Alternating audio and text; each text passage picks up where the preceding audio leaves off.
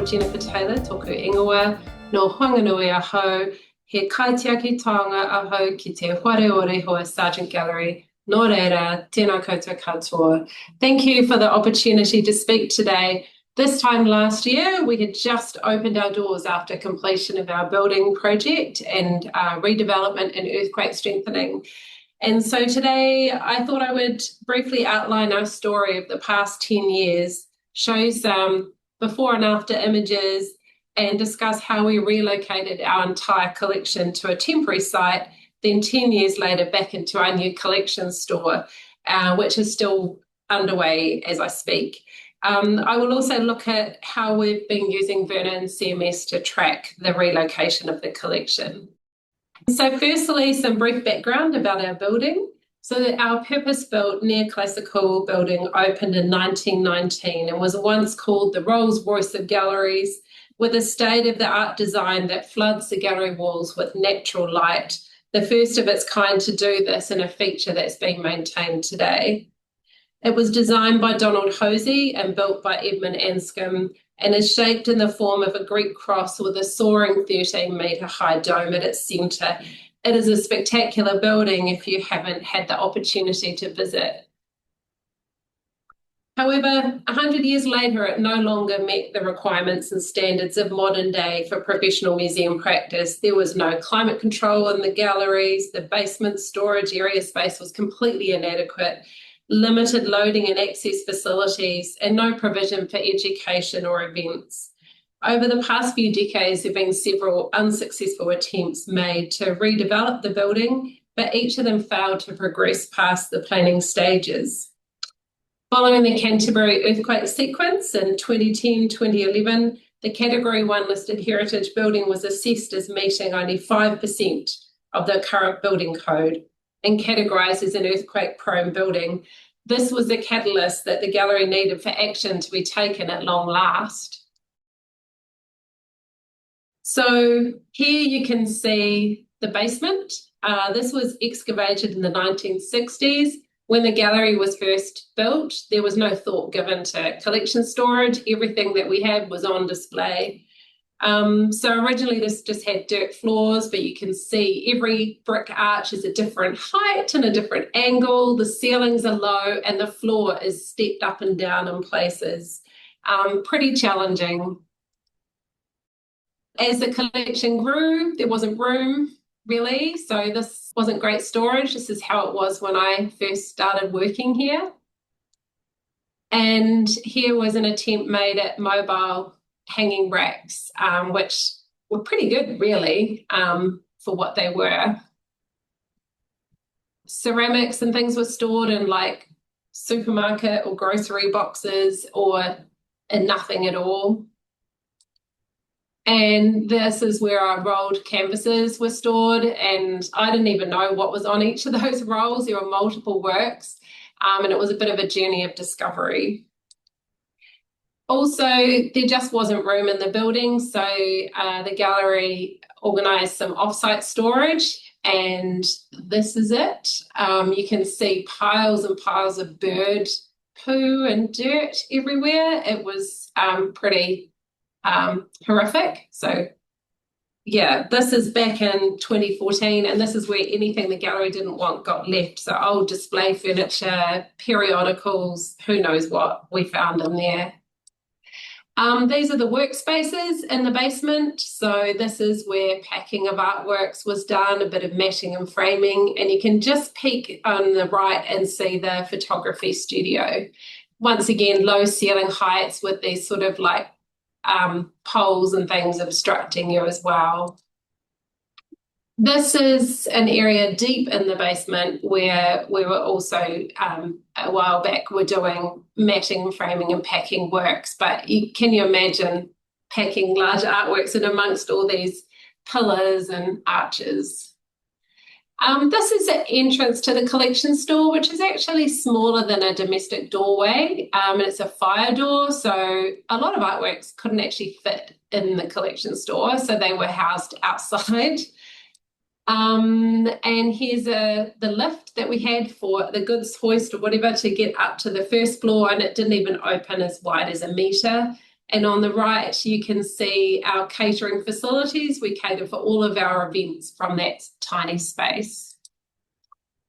So the state of the building was deteriorating with water ingress from the skylights over the years, and as a result, in December of 2013, a large chunk of masonry dropped from the ceiling onto the floor, and it grazed the shoulder of the bust of Rehua Sarjeant, who was a benefactor of the gallery, on its way down. But it was a casualty of trying to repair the water leaks, which meant that the roof cavity superheated, and then the steel supports rusted and expanded, which caused the masonry to crack, and then just huge chunks dropping, which wouldn't be great if you were right under it. So they went through the whole building and they found more structural cracks, including at the top, you can see one of the ceiling beams, and they taped glass over the cracks so that if the glass broke, we knew that the building was shifting. Made you feel really safe. So because of the earthquake risk of this building, and to allow for redevelopment, a plan was made to relocate the gallery operations and collections to a temporary site in the heart of a growing arts and heritage centre adjacent to the CBD. And this enabled us to continue to engage with our community, offering exhibitions, events, safe collection storage, and income generation through our popular gallery shop. This was only meant to be our location for 5 years, but with all the eventual delays, we're actually there for 10 years and we're still there today, but not operating out of there. Here you can see some of the gallery spaces. These are significantly smaller than what we're used to, but we did everything that we could to maximise this space. The temporary collection store was a massive upgrade in our storage conditions.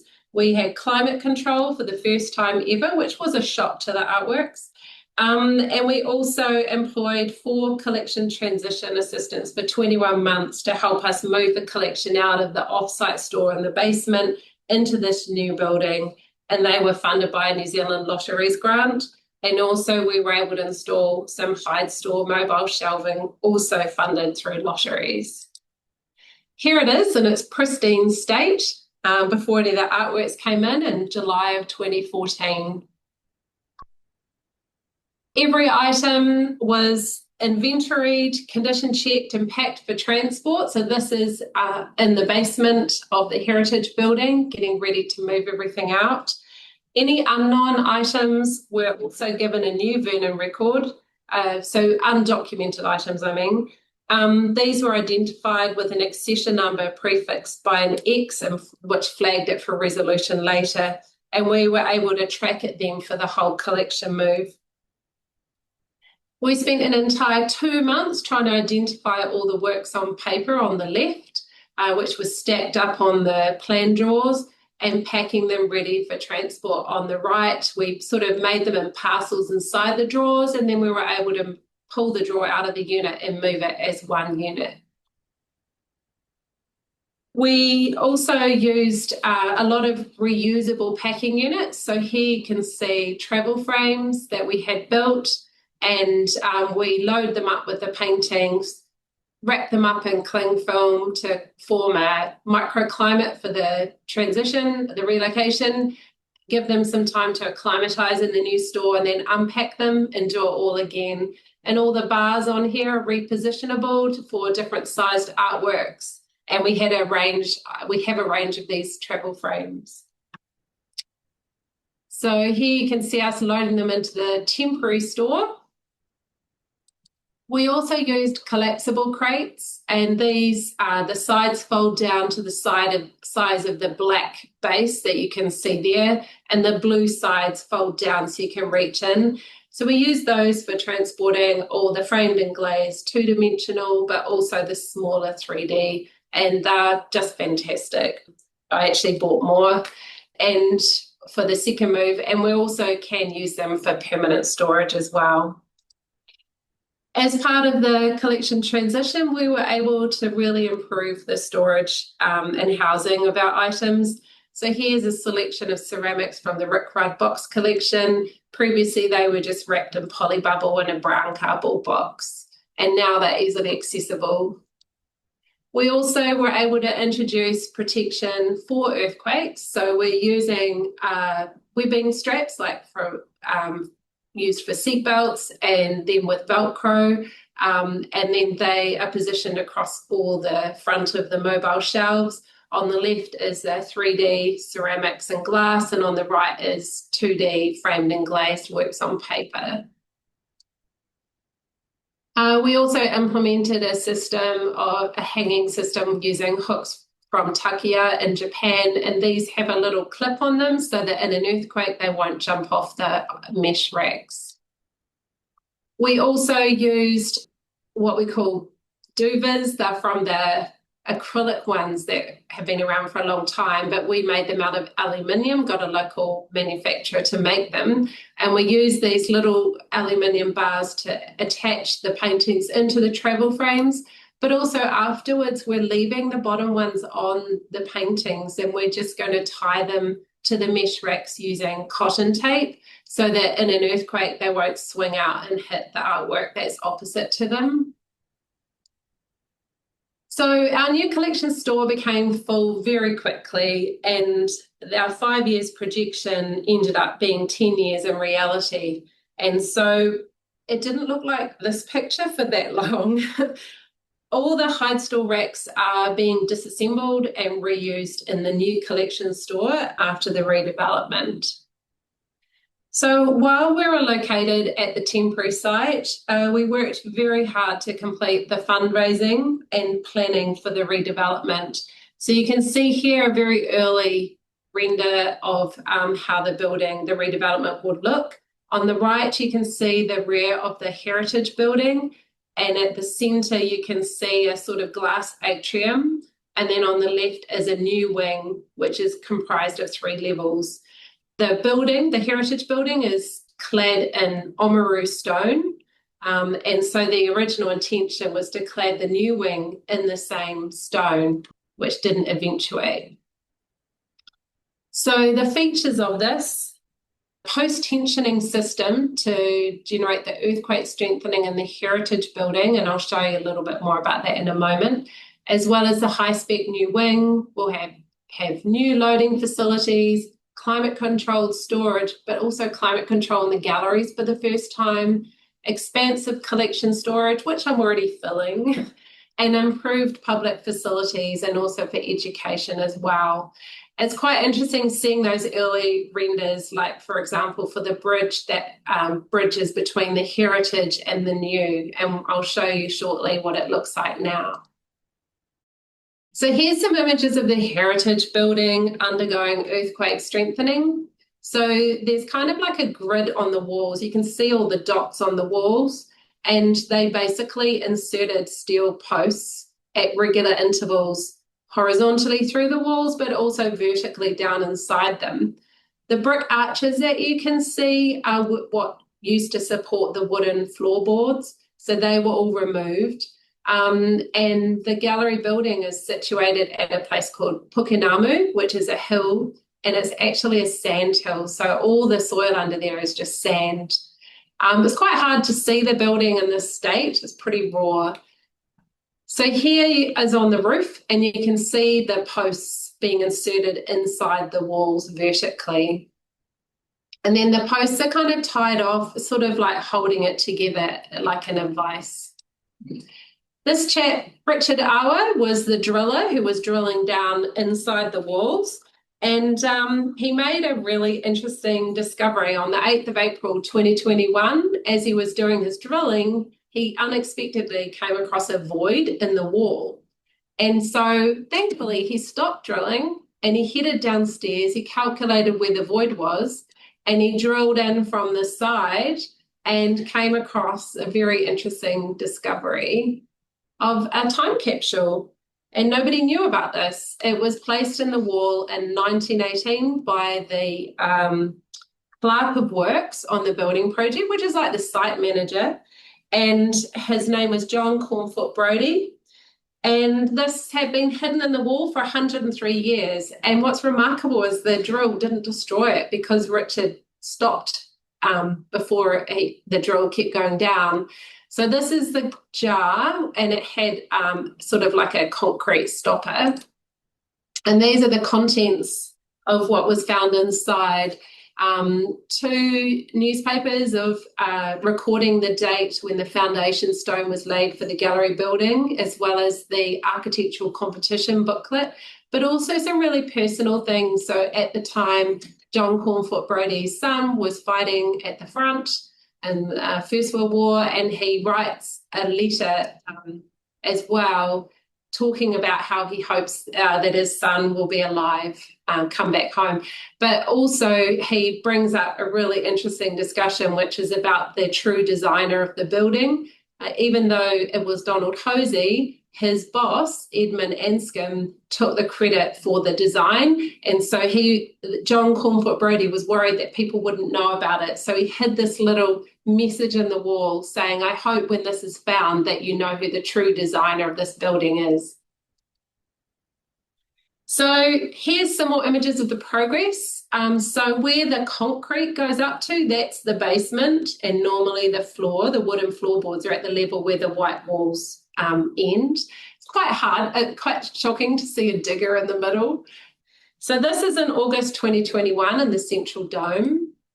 And then here in February 2022, looking towards the dome, you can see the work that they were doing to strengthen the foundations. Once they started digging out, they discovered that the foundations weren't really much. And so they had to build a foundational wall each side of the original foundations. And they originally thought that they would do that over all areas of the building at the same time, but because the building was so fragile, they could only work in one area at a time, and it slowed down the whole process quite a lot. Here you can see the construction of the new wing taking place, and the space that is at the front of this image is actually the collection store. You can see it all here. And you can also see a sloping roof, which is fun for me. And this is back in August of 2021. This is the roof being put onto the basement in the new wing, and you can also see the upper levels, the ground and the first floor taking place here. So thanks to all the fundraising efforts, less than a third of the total cost of $79 million was paid by Wanganui City, half was from central government, an impressive 14% from private fundraising and trusts. And we had grassroots support from Thousand Stars scheme, which is where 1,000 people give $5 a week until we end up raising $1 million that way. So it was a much more accessible form of fundraising. Here you can see in October 2024, the new wings really kind of taking shape, and they're working on the landscaping. So we had iwi support for this project, which was pivotal in allowing the redevelopment to go ahead. And the name of the new wing is Te Pātaka o tā Te Atawhai Archie John Taiaroa, after Archie Taiaroa, and honouring the significance of his leadership. And you'll notice the new cladding on this wing, it's not white Oamaru stone. And that's because by the time they went back to the quarry, the stone that was left in the quarry from the original build wasn't of the same quality, and so they had to find another solution. And it was a really good outcome because it then led to a co-design process with local iwi and local iwi designers, and I think the result is far more stunning. I want to talk about it a little bit more at the end of this time. So here is the new collection store with Hyde Store starting to move in all the infill flooring for the mobile racks. So this has been the trickiest part of the collection move, is installing new racks, but also having to reuse the existing racks, but the artworks are on the existing racks. So I have to clear them first and then relocate the existing racking system. And that's what we're in the midst of right now. So yeah, it was pretty tough planning all that.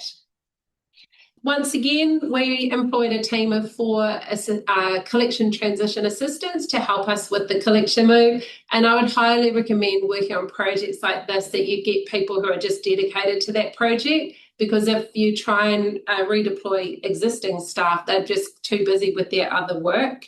And so this ends up being far more effective. And we've been really lucky with this team.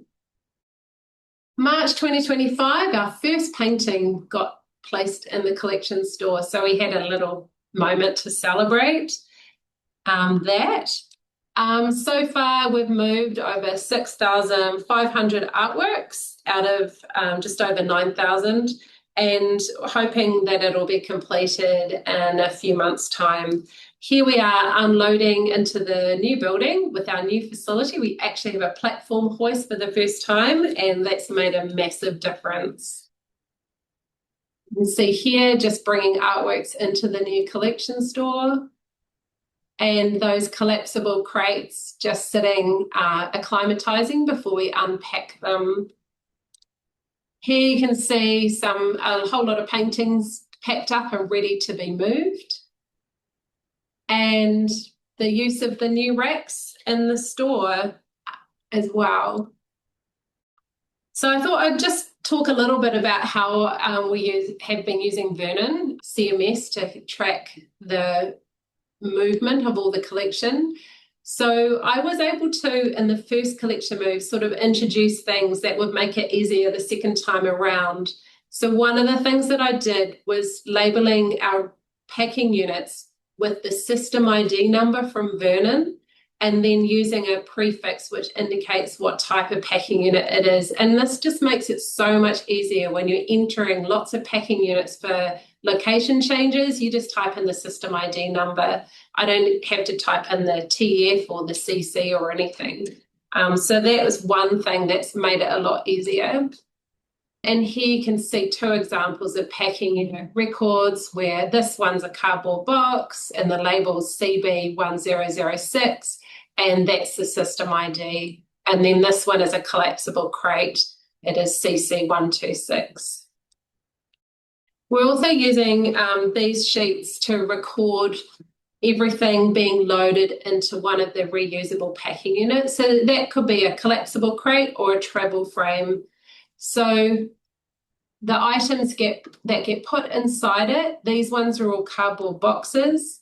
And Vernon, it's a little bit much for Vernon to record a packing unit inside a packing unit. So we virtually move the contents of the packing unit into the collapsible crate and then move it back into its usual packing unit afterwards. So I don't know, that's too hard to follow. But you can see here the list of packing unit numbers. And here, this collapsible crate had framed and glazed 2-dimensional works in it. So instead of a packing unit, it's a system ID for the artwork is entered in here. So we now have a list of all of the artworks inside that crate that are then going to be moved. And here you can see what date it was packed and who by, and that it's been entered into Vernon. So the green sheets are for packing into larger packing units, and then a pink sheet is used for the actual relocation from one building to the next. And here we're recording all of the collapsible crates that have gone in one truckload and where they've been unloaded to at the new building. So at the other end, here we're unpacking framed and glazed out of a collapsible crate, and then we're recording the new location where they're physically being put in the new store on the new shelf. So it's row 3, bay 5, shelf 2. And then we're recording what date that information's been updated in Vernon. So we've been able to keep track of everything, where it is at every point in its journey. So just going back to the building, this image gives you sort of an overview of the site. And a really important part of the design was the clear access way, clear way through the building from the mountains to the sea. So this here is a little viewing box from which you can see Mount Ruapehu, And there's a clear way all the way through the building, over the bridge that you'll see a picture of in the moment, all the way through the heritage building out towards the sea, which is here. And the cityscape, which you can't really see here, is all designed in this symmetry along here with steps as well. So it's quite beautiful, and it just maintains that clear way through the building. These are some images of it more recently in the entry here. So instead of being the entry at the other side of the building, it's now an entry from the side.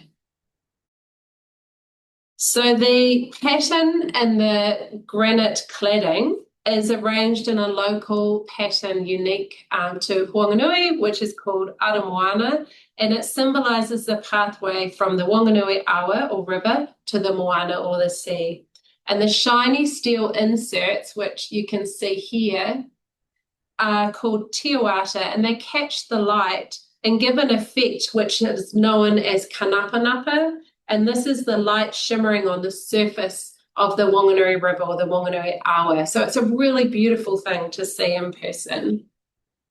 The entrance or maho has this cladding here, which also gives the effect of shimmering of the water. And each of the po have a design in them which reflects the 3 different iwi groups up the length of the Whanganui Awa or the Whanganui River. Here we have what we're calling, instead of a bridge, we're calling it the waka. And this was designed and carved with local designs. And you can't see here, but there's a design at 3 points under here, which also references the 3 different iwi groups. And it's quite stunning to see. And it provides that link through the building of that clearway from the mountains to the sea. So we opened our doors a year ago, almost to the day, on the 9th of November 2024. Over the opening weekend, we had 5,500 people visit. And for the first year, the predictions that we had was for 65,000 visitors. But we actually had just over 130,000 visitors in our first year, which we're kind of really blown away by. The estimation based on surveys that we've done is that 60% of our visitors are from outside our region, and that they have generated over 16 million per year in economic activity. We have generated our own revenue of 980,000 in the first financial year from the cafe, retail, donations and events. But we're still under fire from our local ratepayers who just only look at the price tag and don't really understand how much of the money for this came from outside of Whanganui. So the building has really come alive. We've had concerts, events, and here we've got the New Zealand Opera School, which is every January performing. We've had the New Zealand Trio and also local kapa haka performing as well. Our education program has just been run off their feet. We've had over 4,000 participating in programs so far, and nearly 2,000 local students made a self-portrait which was displayed in our opening exhibition, and it was one of our most popular exhibits.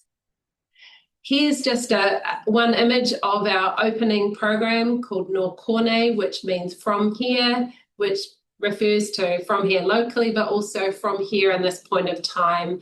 And this was one of our collection shows. We also have this fabulous new facility, which is the Gordon H. Brown Reading Room, and that's in the former entry foyer of the Heritage Building. And here we have a collection of specialised art books, half of which were donated to us by our former director, Gordon H. Brown, who's also written a lot of books and everything. So we have 5,000 books donated by him, as well as the 5,000 books we already had. And we're opening it 2 afternoons a week using volunteers, and I'm really keen to get resource to open it more. So that's the end of my presentation, but I'm really happy to take questions, or if anyone wants to talk to me afterwards independently, if they're facing a collection move and want some ideas about how to record it in Vernon.